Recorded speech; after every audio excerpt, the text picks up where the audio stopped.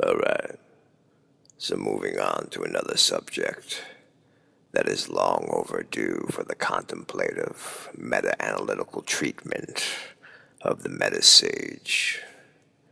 We will now address the notion of an expanded mental state that surpasses the limited given of self-consciousness, to wit, meta-awareness itself. The meta on the meta by the meta. Once again, it is a term and implication oft referred to here in the video library of the meta-sage. Indeed, it is a quintessential example of a classic meta-sage neologism, a fitting staple among the philosophical canon of pure potentialism. Hence, in this current video that you are listening to right now, this exact second, will be concurrent meta-awareness on the topic of meta-awareness. So sit back, relax, buckle up, and hold on for the ride. We are going to put precise macro focus on the macro focus itself, and attempt to attain a comprehensive understanding about it from the widest possible perspective. So let this video serve as a prologue to meta-awareness. So what is meta-awareness? Meta-awareness is only the next big step in the evolution of consciousness. And I know what you are thinking. Wow, is that all? Yeah, I know. Phrasing it this way does seem to magnify the significance of the topic, no? Well, it's not by accident. To call it a factor of utmost vital importance is an understatement. But then, if so crucially important, then why have most of you never even heard of this term up until this point? Well, think of it like this. Despite the intellectual concept of meta already being around for quite some time, it has only just recently begun to crystallize as a deeper inherent function of consciousness in these modern times. Some have proposed that meta is a mental faculty which is a component of intelligence. But I would posit that it can be considered an additional faculty apart from intelligence, with its own properties. A metacognitive operating system, to be exact. The term metacognition has been ascribed to developmental psychologist John Flavel, who used the word to describe a phenomenon where a person has cognition about cognition, or stated another way, thinking about thinking. Flavel has been accredited to coining the phrase metacognition, but certainly not the first to conceive of it, as there have been writings about metacognition dating as far back as ancient Greece, with Aristotle penning a few works on the subject. On the Soul and Parva Naturalia, just to name a few. Ergo, while it's not exactly a new phenomenon, it has certainly remained very obscure to humanity at large. So it's an emerging wave that is only just developing into the early stages of the formation of its crest. Hence its utility as a higher operating system of consciousness is yet to be fully realized.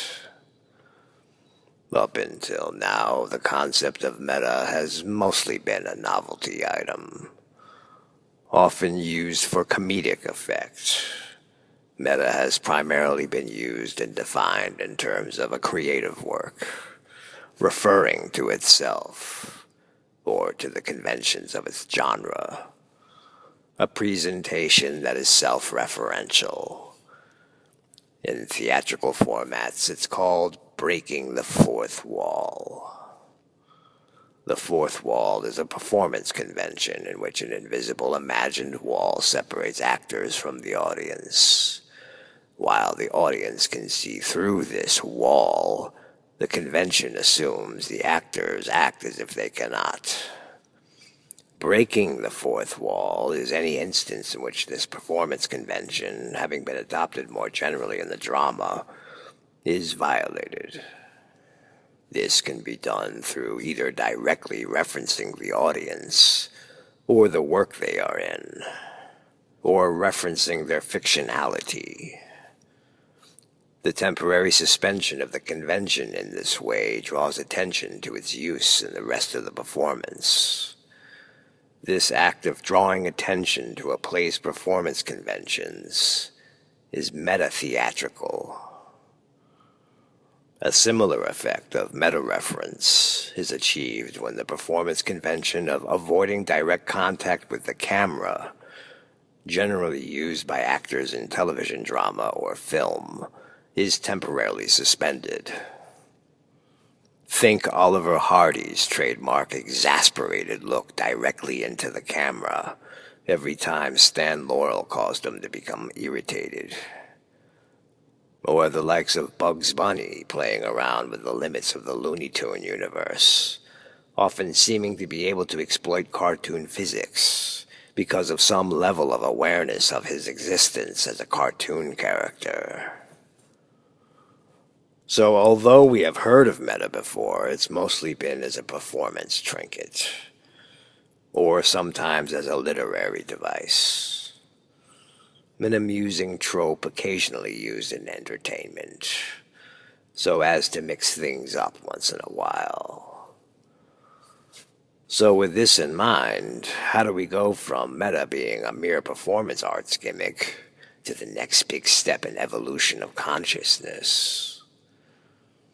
Well, this is the spectrum of the meta, after all. And naturally, nothing is as it seems at first. So what else would you expect?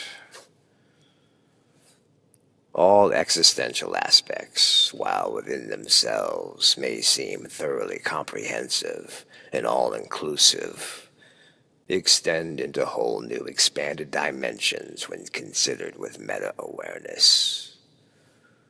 Breaking down the fourth wall, as they say, represents breaking out of the box.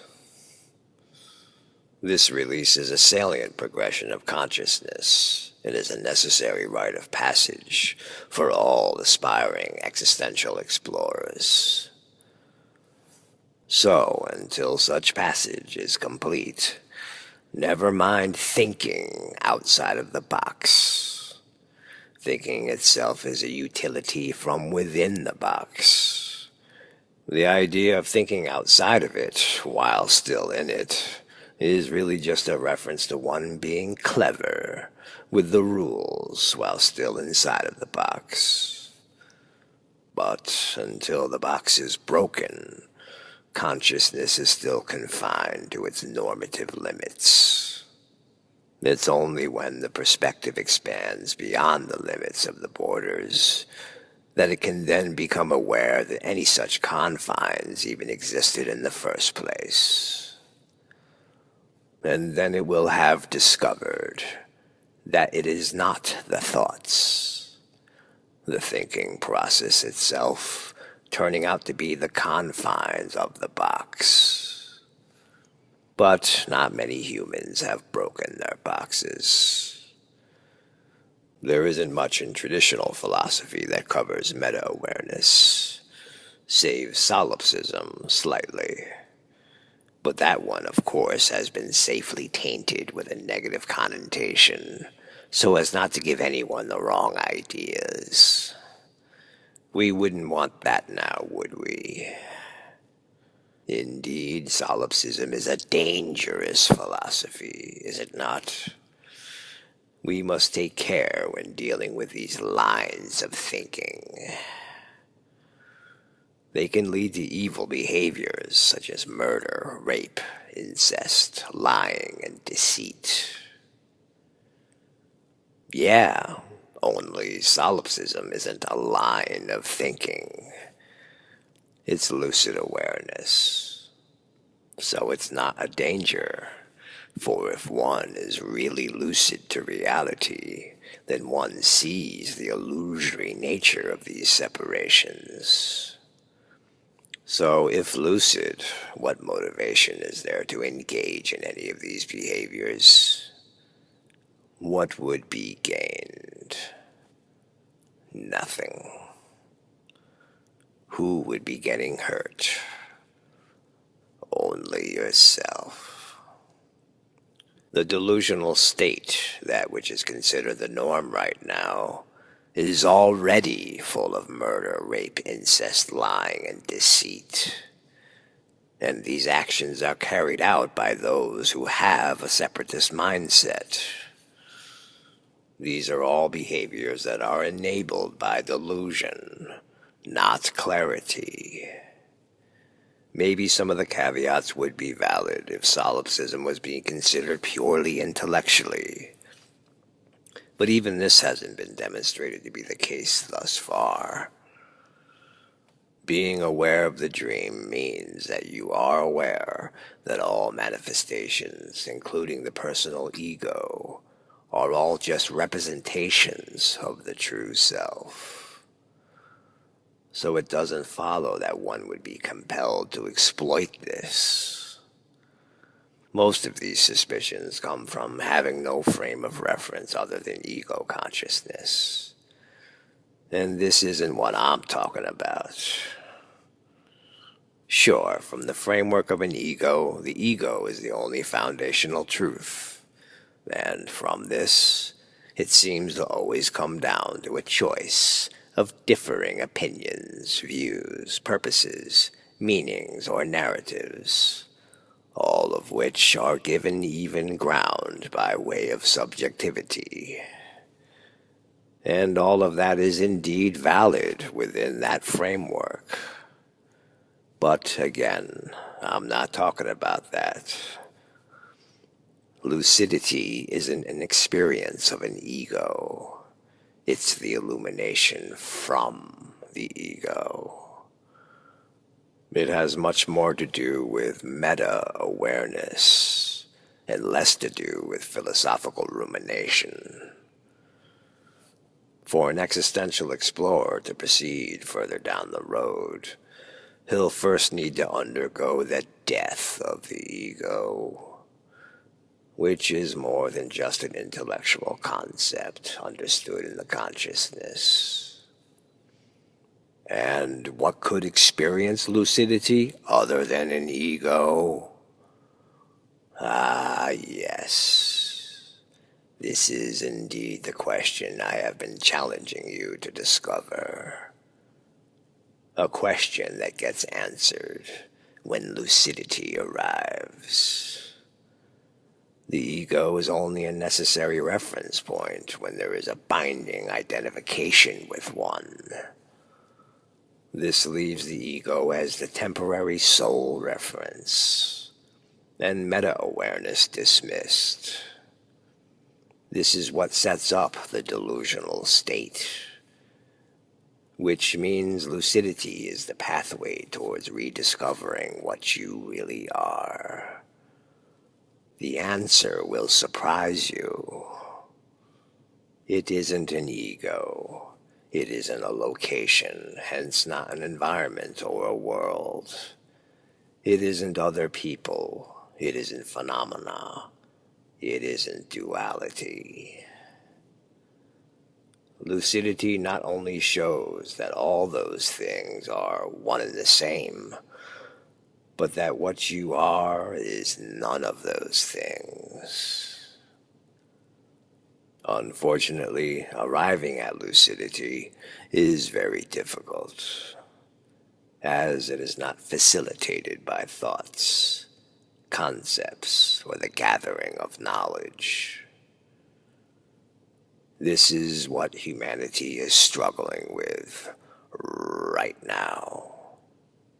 Far too busy playing characters, juggling ideas and concepts. and hence why humanity has only just recently found itself at the prologue of meta-awareness.